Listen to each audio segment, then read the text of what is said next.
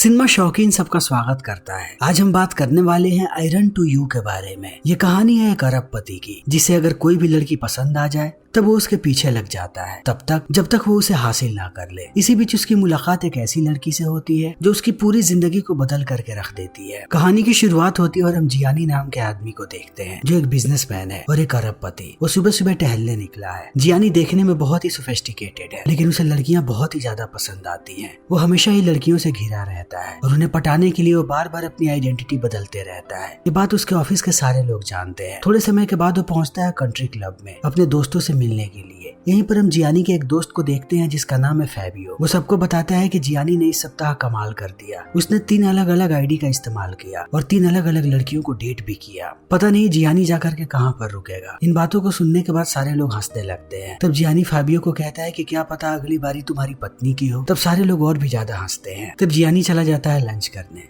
और यहाँ पर मिलता है अपने एक और दोस्त से जिसका नाम है दारियो। दारियो एक डॉक्टर है। वो जियानी का इलाज भी करता है। दारियो जियानी को कहता है कि तुम कब संभलोगे, तुम्हारी उम्र 50 के पार जाने वाली है, लेकिन तुम्हें हमेशा ही छोटी लड़कियां पसंद आती हैं। ये चीज बिल्कुल भी ठीक नहीं है। तुम्हें किसी अपनी टाइप की लड़की से मिलना चाहिए और अपना घर बसा लेना चाहिए, तभी तुम्हारी जिंदगी बेहतर हो पाएगी। लेकिन जियानी इन बातों पर ध्यान नहीं देता। तभी उसका फोन बजता है। वो बात करता है। तब दारियो पूछता है कि क्या हुआ। जियानी बताता है कि उसकी माँ की डेथ हो गई है। वो चला आता है अपनी माँ के फ्यूनरल में, लेकिन थोड़ी देर के बाद उसे एहसास होता है कि वो गलत फ्यूनरल में आ गया है। तब वहाँ से भाग करके जाता है वो अपनी माँ के फ्यूनरल में। वहाँ देखता है कि उसका भाई भाषण दे रहा है। उसका भाई जियानी को भी आगे बुलाता है ताकि वो अपनी माँ के लिए 2 शब्द कहे, लेकिन जियानी सामने नहीं जाता। तब उसका भाई आता है उसके पास और पूछता है कि तुम्हें इतनी देरी कैसे हो गई। जियानी कहता है कि मैं दूसरे फ्यूनरल में चला गया था गलती से। जियानी के भाई का नाम है रुगिरी। रुगिरी उसे अपने माँ के घर की चाबी देता है और कहता है कि तुम्हें एक बार घर को जाकर के देखना चाहिए। तब जियानी चला आता है अपनी माँ के घर पर। जैसे ही उसकी नजर फैमिली फोटो पर पड़ती है वो थोड़ा भावुक हो जाता है और अपनी माँ के व्हीलचेयर पर बैठ जाता है। फिर यहाँ के रेडियो को प्ले करता है और पुराने समय को याद करने लगता है। तभी यहाँ पर एक अलिसिया नाम की लड़की आती है जो बहुत ही खूबसूरत है। ये दोनों बातें करने लगते हैं। एलिसिया कहती है कि वो बगल में ही आई थी। वो हैंडीकैप लोगों की मदद करती है। एलिसिया को लगता है कि जियानी भी हैंडीकैप है क्योंकि वो व्हीलचेयर पर बैठा हुआ है। वो उसे कहती है कि अगर तुम्हें कभी भी मदद की जरूरत पड़े तब तुम मुझे बुला सकते हो। जियानी को एलिसिया पसंद आ जाती है। वो नाटक करना शुरू कर देता है कि वो भी हैंडीकैप है। यहाँ से निकलने के बाद वो जाता है अपने ऑफिस और सारे स्टाफ्स को डांटने लगता है। कहता है कि मैं जूते की कंपनी चलाता हूँ। ये सिर्फ जूता नहीं बल्कि इमोशन है। ये जूता जल्दी ही सारे लोगों के पैर में होना चाहिए, चाहे वो कैसे भी हो। तभी जूलिया कहती है कि मेरे पास एक नया प्लान है। मैं चाहती हूँ कि हम हैंडीकैप लोगों को अपने जूते भेजें ताकि पूरी दुनिया में ये संदेश जा सके। इससे हमारे ब्रांड को फायदा होगा। तब एक बार फिर से जियानी भड़क जाता है और कहता है कि मेरे जूते की कंपनी का नाम है हाई स्पीड। मैं चाहता नहीं कि इसे अपाहिज लोग पहने। मेरे जूते ज्यादातर इन्फ्लुएंसर्स पहनते हैं जो बिल्कुल ही फिट एंड फाइन है। मैं अपाहिजों पर अपने जूतों को वेस्ट नहीं करना चाहता। मेरे एक जोड़ी जूते खरीदने में उनकी पूरी जिंदगी की कमाई लग जाएगी। वो जूलिया को नौकरी से निकाल देता है ताकि दूसरी बार कोई भी ऐसी बात ना करे और चला आता है बाहर हम उसके असिस्टेंट को देखते हैं जिसका नाम है लुसियाना। वो पुराने कपड़े लाई हुई है जियानी के लिए। वो उन सारे कपड़ों को लेता है और चला आता है अपने माँ के घर पर। उन कपड़ों को पहन करके बैठ जाता है व्हीलचेयर पर। जैसे ही यहाँ पर एलिसिया आती है उससे कहने लगता है कि मैं तुम्हारे साथ कॉफी पीने जाना चाहता हूँ। बाहर नहीं जाना है, मैं चाहता हूँ हमारे घर में ही हम कॉफी पिए। तब एलिसिया मान जाती है। जब ये दोनों कॉफी पी रहे होते हैं तब जियानी जानने की कोशिश करता है एलिसिया के बारे में। उससे बात करने के बाद उसे एहसास होता है कि एलिसिया को रिलेशन नहीं चाहिए। वो सिंगल रह करके जिंदगी के सारे मजे लेना चाहती है और उसे अमीर लड़के पसंद है जिनके पास बहुत पैसा होता है और वो घर में कैद नहीं रहते। जियानी को ये बात समझ में आ जाती है कि उसने गलत डिसीजन लिया व्हीलचेयर पर बैठकर मिडिल क्लास वाले कपड़े पहनने का। एलिसिया यहाँ से जाने लगती है। तब वो उसे रोकता है और कहता है कि मैं हाई स्पीड कंपनी का मालिक हूँ। पूरी दुनिया में मेरे 140 से ज्यादा स्टोर्स हैं। मैं एक अरबपति हूँ। इन बातों को सुनने के बाद एलिसिया थोड़ी देर के लिए चौंक जाती है और कहती है कि मैं चाहती हूँ कि कल तुम मेरे घर लंच पर आओ। मैं अपने पूरे परिवार से तुम्हें मिलवाना चाहती हूँ। जियानी को लगता है कि अभी भी मौका है। अगले दिन वो पहुंच जाता है लोकेशन पर, लेकिन थोड़ी दूरी पर वो अपनी कार को रोक देता है। फिर व्हीलचेयर को बाहर निकालता है और बड़े ही दिक्कतों का सामना करने के बाद पहुंचता है एलिसिया के दरवाजे तक। तब एलिसिया उसे लेकर के जाती है अंदर और अपने पूरे परिवार से इंट्रोड्यूस करवाने लगती है। यहाँ पर उसके मम्मी पापा भी होते हैं। तभी थोड़ी देर के बाद यहाँ पर आकर के एक कार रुकती है। कार के अंदर एलिसिया की बहन है जिसका नाम है शियारा। शियारा बहुत खूबसूरत है। जियानी उसे देख करके हक्का बक्का रह जाता है, लेकिन वो जैसे ही कार से बाहर आती है व्हीलचेयर पर बैठ जाती है तब जियानी देखता है कि ये लड़की अपाहिज है और उसे समझ में आता है कि अलिसिया ने उसे यहाँ पर क्यों बुलाया है। वो चाहती है कि जियानी उसकी बहन को डेट करे। जब ये सारे लोग लंच कर लेते हैं तब शियारा और जियानी आकर के बाहर बैठ जाते हैं। ये दोनों बहुत देर तक बातें करते रहते हैं। शियारा अपने बारे में बताती है कि उसे वायलिन बजाना बहुत पसंद है और वो स्पोर्ट्स भी खेलती है, लेकिन जियानी को इन बातों में कोई भी रुचि नहीं है। फिर भी वो बातों को सुनते रहता है और अपना सर हिलाता है। अगले दिन वो जैसे ही अपने दोस्तों के पास पहुंचता है उन्हें पूरी कहानी सुनाता है कि उसके साथ क्या हुआ और इस बार वो डिसेबल बन करके गया था। वो बताता है शियारा के बारे में। तब सारे लोग पूछने लगते हैं कि शियारा देखने में कैसी है। वो कहता है कि बहुत ही ज्यादा खूबसूरत। तब ये लोग कहते हैं फिर दिक्कत क्या है, बाकी लड़कियों की तरह तुम उसके साथ भी सो सकते हो। जियानी कहता है कि नहीं, उसे डिसेबल लड़कियां पसंद नहीं है। तभी फाबियो कहता है कि लगता है तुम डर गए, वो लड़की तुम्हारे काबू में नहीं आने वाली है। अगर तुम उसके साथ सो गए तब तुम जो चाहोगे मैं वो करूंगा, मैं तुमसे शर्त लगाता हूँ। तब जियानी भी शर्त को मान जाता है और मुस्कुराता है क्योंकि शियारा उसे भी पसंद है। अगले दिन अलिसिया पहुंचती है जियानी के माँ के घर पर। तब उसे उसका जुड़वा भाई मिलता है। अलिसिया कहती है कि मैं जियानी का कोट लौटाने आई हूँ। फिर वो उसकी तारीफ करने लगती है कि जियानी कितना ज्यादा चैरिटी करता है और वो उसके डिसेबिलिटी के बारे में भी बात करती है। उसका भाई समझ जाता है कि जियानी ने इस बार क्या नाटक किया है, इसीलिए वो अपना सर हिलाते रहता है और अलिसिया को सच्चाई नहीं बताता। यहाँ से निकलने के बाद उसका भाई जाता है जियानी के पास और उससे कहता है कि मैंने कभी सपने में भी नहीं सोचा था कि तुम इतने नीचे गिर जाओगे और डिसेबिलिटी का नाटक करोगे। तुम उन जैसे लोगों का मजाक बना रहे हो। लेकिन जियानी अपने भाई के बातों पर ध्यान नहीं देता। वापस जाता है और शियारा को कॉल करके डेट के लिए पूछता है, शनिवार के लिए। शियारा कोई जवाब नहीं देती। अगली सुबह वो पहुंच जाती है उसके ऑफिस में। जैसे ही जियानी उसे देखता है उसे समझ में नहीं आता कि वो क्या करे, क्योंकि यहाँ पर उसके पास व्हीलचेयर नहीं है। तब वो अपने टेबल पर बैठ जाता है। शियारा अंदर आती है और कहती है कि मैं तुम्हारे साथ बाहर जाना चाहती हूँ, लेकिन शनिवार को मेरा टेनिस का टूर्नामेंट है, तो हम कभी बाद में मिल सकते हैं। लेकिन अगर तुम चाहो तो मेरे टेनिस मैच को देखने आ सकते हो,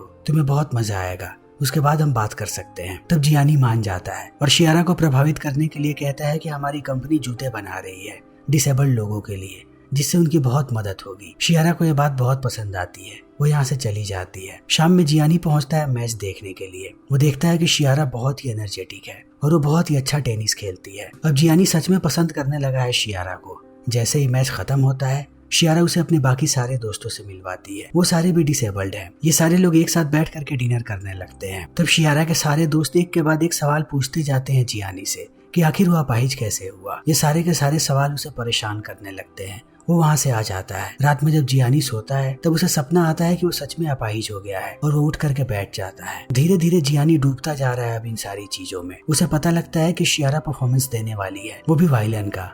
वो अपने आप को नहीं रोक पाता है। वो अपने लिए एक इलेक्ट्रिक व्हीलचेयर खरीदता है और चला जाता है परफॉर्मेंस देखने के लिए, बालकनी की सीट लेकर के। यहाँ पर वो पहली बार देखता है कि शियारा वायलिन बजा रही है। उसने आज से पहले क्लासिकल म्यूजिक कभी भी नहीं सुना है। शियारा को देखने के बाद वो और भी ज्यादा प्रभावित हो जाता है क्योंकि वो बहुत ही अच्छा वायलिन बजाती है। शियारा को पता नहीं है कि जियानी यहाँ पर है। जब वो परफॉर्म करके आ रही होती है तब जियानी उसके सामने चला जाता है। शियारा सरप्राइज हो जाती है और कहती है कि तुम यहाँ पर क्या कर रहे हो। तब जियानी झूठ बोलता है और कहता है कि मुझे कुछ यहाँ पर काम था, काम खत्म हो गया मेरा जल्दी, तो मैंने लगा कि मैं तुमसे आकर के मिल सकता हूँ, चलो हम डिनर पे चलते हैं। इतना कहने के बाद वो शियारा को लेकर के जाता है डिनर पर और वहाँ डिसाइड करता है कि आज वो उसे सच्चाई बता देगा कि वो अपाहिज नहीं है। लेकिन अंत में वो रुक जाता है। उसे लगता है कि अगर उसने सच्चाई बताई तब शियारा उस पर गुस्सा हो जाएगी। तब वो कहता है कि मैं सिर्फ यहाँ पर तुम्हारी परफॉर्मेंस देखने आया था, मेरा यहाँ पर कोई काम नहीं था। शियारा इन बातों को सुनने के बाद हंसने लगती है। जियानी को व्हीलचेयर ऑपरेट करने नहीं आता, उससे गलत बटन दब जाता है। वो पूरे लॉबी में इधर उधर जाने लगता है। तब लोग उसे पकड़ करके वापस लाते हैं। जैसे ही डिनर खत्म होता है ये दोनों जाते हैं शियारा के कमरे में और पहली बार किस करते हैं। तब जियानी आगे बढ़ने लगता है और शियारा आज कुछ करना नहीं चाहती। तब वो जियानी को भेज देती है। जियानी को यह बात बहुत ही बुरी लगती है। वो वापस आकर के इस बारे में बात करता है दारियो से और कहता है कि क्या डिसेबल्ड लोग सेक्स कर सकते हैं। दारियो कहता है कि हाँ। तब जियानी खुश हो जाता है।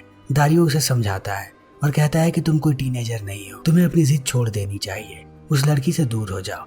लेकिन जियानी नहीं रुकता। वो कॉल करता है शियारा को और उसे डिनर के लिए पूछता है। तब शियारा मान जाती है। शियारा इस बारे में बात करती है एलिसिया से कि अब वो बहुत ही ज्यादा खुश है कि उसकी जिंदगी में जियानी आया है। जियानी उसे बाकी लोगों की तरह नहीं देखता, वो उसे एक संपूर्ण महिला के रूप में देखता है, न कि अपाहिज के रूप में। और ये बात शियारा को बहुत अच्छी लगती है। रात होते ही वो पहुंच जाती है जियानी के साथ डिनर करने के लिए। तब ये लोग टेबल की तरफ आगे जाने लगते हैं। शियारा बड़े ही अच्छे तरीके से अपने व्हील चेयर को ऑपरेट करती है लेकिन जियानी का व्हीलचेयर हमेशा इधर उधर टकराते रहता है। ये लोग खाने के टेबल पर बैठ जाते हैं। तब शियारा जियानी से पूछती है कि आखिर तुम अपाहिज कैसे हुए। तब जियानी कहानी बनाने लगता है और कहता है कि सुपरमैन का एक्टर जैसे क्रिस्टोफर रीव्स अपाहिज हुआ था। शियारा कहती है लेकिन वो तो गर्दन के नीचे से पूरा अपाहिज हो गया था, तुम्हारे सिर्फ दोनों पैर अपाहिज हुए हैं। तब जियानी सोच में पड़ जाता है और कहता है कि मैं बच गया। तब शियारा हंसती है और कहती है कि मेरा एक एक्सीडेंट हुआ था, बहुत ही बुरे वाला। मेरे बगल में जो आदमी बैठा था उसका सिर्फ कॉलर बोन टूटा और मेरी वायलिन भी पड़ी हुई थी। वायलिन को कुछ नहीं हुआ, लेकिन उस हादसे में मैंने अपने दोनों पैरों को खो दिया।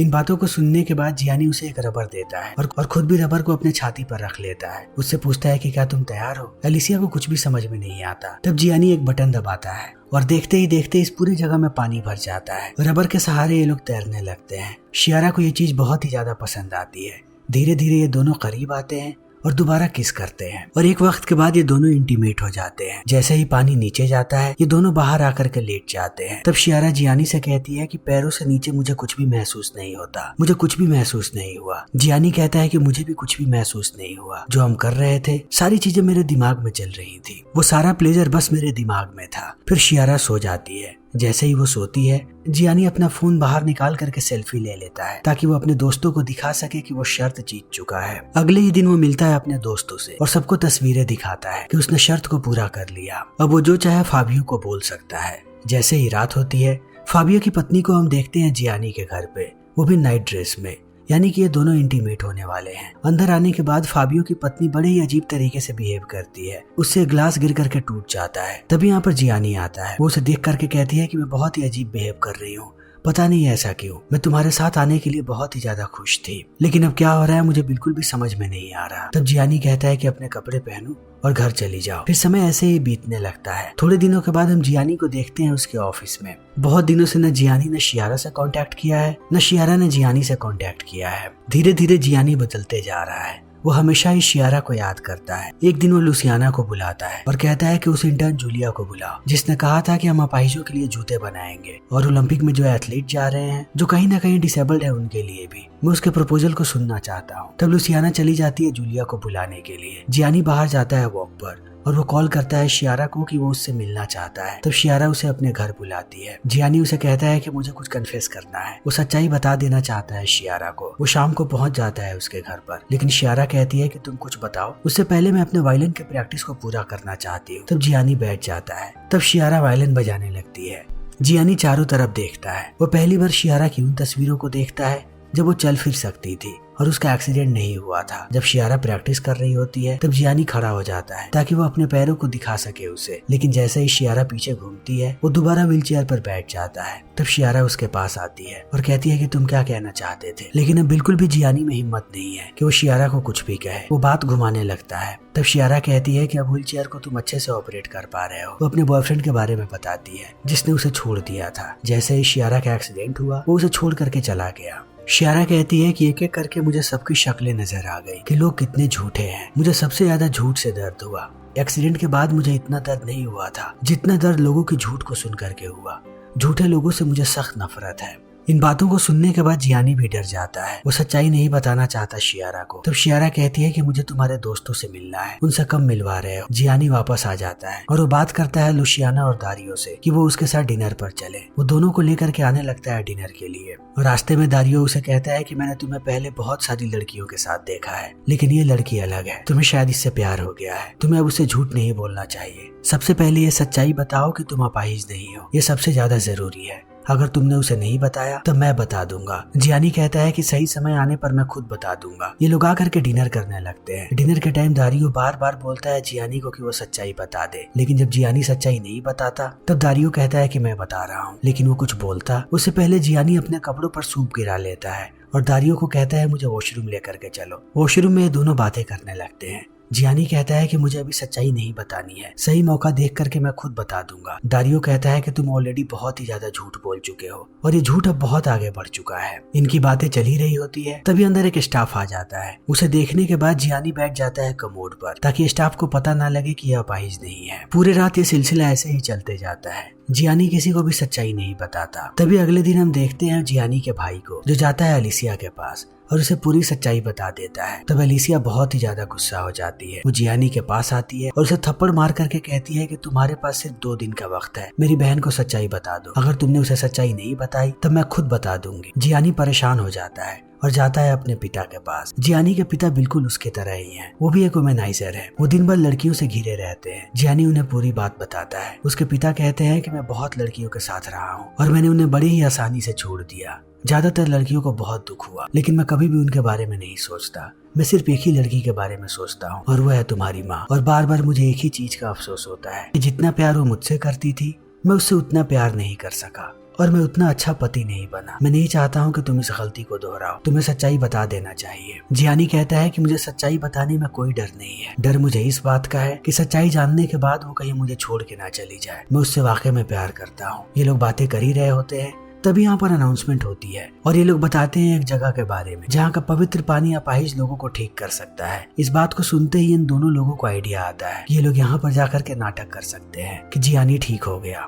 तभी हम एलिसिया को देखते हैं जो बात कर रही है शियारा से और उसे समझाने की कोशिश कर रही है कि तुम्हें उस आदमी से क्यों प्यार है। शियारा कहती है कि वो मुझे अच्छा लगता है, उसकी आंखों में मुझे प्यार नजर आता है। एलिसिया सच्चाई नहीं बताना चाहती, फिर भी वो बात को घुमा रही है। तभी जियानी का कॉल आ जाता है। शियारा कॉल उठाती है और वो मान जाती है उसके साथ उस चर्च में जाने के लिए। इन बातों को सुनने के बाद एलिसिया कहती है कि तुम उसके साथ वहाँ पर क्यों जा रही हो। शियारा कहती है कि जियानी को चमत्कार की उम्मीद है। उसे लगता है कि अगर वो उस चर्च में गया तो पवित्र पानी कहीं उसे ठीक कर दे। एलिसिया से ये बातें बर्दाश्त नहीं होती, वो सच्चाई बता देती है। तब शियारा कहती है कि वो जब मुझे पहली बार मिला था तब से मुझे पता था कि वो झूठ बोल रहा है। मैं अपाहिज हूँ, मैं दिन भर व्हील चेयर पर बैठी रहती हूँ। मैं दूसरे इंसान को देख करके बता सकती हूँ कि वो अपाहिज है या नहीं। जिस तरीके से वो व्हील चेयर चलाता था और व्हील चेयर पर बैठने के बाद हमेशा ही ऑकवर्ड रहता था, हर बार ये बात झलक करके सामने आती थी कि वो अपाहिज नहीं है। लेकिन मुझे उसका साथ अच्छा लगने लगा। उसकी आंखों में दिखता था कि वो मेरी परवाह करता है। मैं उसके साथ जाऊंगी उस चर्च में। ये लोग चले आते हैं चर्च में। तभी फादर वोल्टर आते हैं बाहर और जियानी को कहते हैं कि तुम अकेले अंदर आओ मेरे साथ। जैसे ही जियानी अंदर आता है वो कहते हैं कि मुझे पता है तुम अपाहिज नहीं हो, लेकिन मैं नहीं चाहता कि सारे लोगों के सामने तुम अपने पैरों पर खड़े हो जाओ। इससे उनके अंदर एक उम्मीद आएगी जिस उम्मीद को मैं कभी भी पूरा नहीं कर सकता और तुम्हें ऐसा नहीं करना चाहिए। तब जियानी व्हील चेयर पर बैठ करके बाहर आ जाता है। जैसे ही शियारा इस चीज को देखती है वो बस की तरफ जाने लगती है। एक ट्रक बहुत ही तेजी से उसकी तरफ आ रही है। जब जियानी इस चीज को देखता है वो व्हील चेयर से भागता हुआ जाता है शियारा के पास और उसे बचा लेता है। शियारा जब देखती है कि अपने पैरों पर खड़ा हो सकता है तब वो भी मजाक करना शुरू कर देती है और कहती है कि लगता है सच में चमत्कार हो गया। फिर वो रोती हुई बस के अंदर चली जाती है। जियानी समझ जाता है कि शियारा को सच्चाई पता लग चुकी है। वो वापस चला आता है। तभी फाबियो को पता लग जाता है कि उसकी पत्नी का अफेयर था जियानी के साथ। वो जियानी को पीटता है और कहता है कि आज के बाद अपनी शक्ल मुझे कभी मत दिखाना। लुशियाना भी रिजाइन करके चली जाती है। तब जियानी जाता है अपने माँ के कब्र पर और कहता है कि मैं आपको बहुत ही ज्यादा मिस कर रहा हूँ। अब मुझे एहसास हुआ कि मैं आपसे कितना प्यार करता था। वो वापस आता है और जूलिया को कहता है कि नए एड कैंपेन को तुम चलाओगी उन सारे अपाहिज लोगों के लिए और ओलंपिक के एथलीट्स के लिए भी। यहाँ से निकलने के बाद जियानी सीधा जाता है शियारा के घर पर और मिलता है उसकी दादी से। जैसे ही उसकी दादी उसे पैरों पर खड़ा देखती है कहती है कि मैं तुम्हारे जैसे मर्दों को बहुत ही अच्छी तरीके से जानती हूँ और तुम क्या चाहते हो ये भी। शियारा तुम्हारे चक्कर में नहीं फंसने वाली है। जियानी कहता है कि मैंने उसे बहुत कॉल किया, वो मेरे कॉल्स का जवाब नहीं दे रही, मुझे सच में उससे बात करनी है। उसकी दादी कहती है कि वो कभी भी तुमसे बात नहीं करेगी। तब जियानी बैठ जाता है। कहता है कि मेरी उम्र 50 साल है लेकिन मैं बहुत फिट हूँ शारीरिक तौर पर, लेकिन दिमागी तौर पर मैं बहुत ही ज्यादा परेशान हूँ। मेरे दिमाग में नई नई उपज आती रहती है। इन सारी चीजों के बावजूद मैं जानता हूँ कि मैं शियारा से कितना ज्यादा प्यार करता हूँ। मैं सबको धोखा दे सकता हूँ लेकिन शियारा को नहीं। मुझे बस उससे एक बार मिलना है। वो जो चाहेगी वही होगा। अगर वो चाहती है कि मैं उसके पास ना आऊं तब मैं उसके पास कभी नहीं आऊंगा। इन बातों को सुनने के बाद उसकी दादी लोकेशन बता देती है कि शियारा कहाँ से बस पकड़ने वाली है। लेकिन जियानी यहाँ से जाता उससे पहले वो कहती है कि अगर तुमने मेरी बच्ची का दिल तोड़ा तब मैं तुम्हें सच में अपाहिज बना दूंगी। जियानी इन बातों को सुन करके हंसता है और निकल पड़ता है यहाँ से। वो जाकर के बस को रोकता है और अपने प्यार का इजहार करता है शियारा से। लेकिन शियारा कहती है कि इस बार मैं तुम्हारे चक्कर में नहीं फंसने वाली, तुम यहाँ से चले जाओ। वो ड्राइवर को बस चलाने के लिए कहती है। तब दुखी होकर के जियानी बाहर आ जाता है।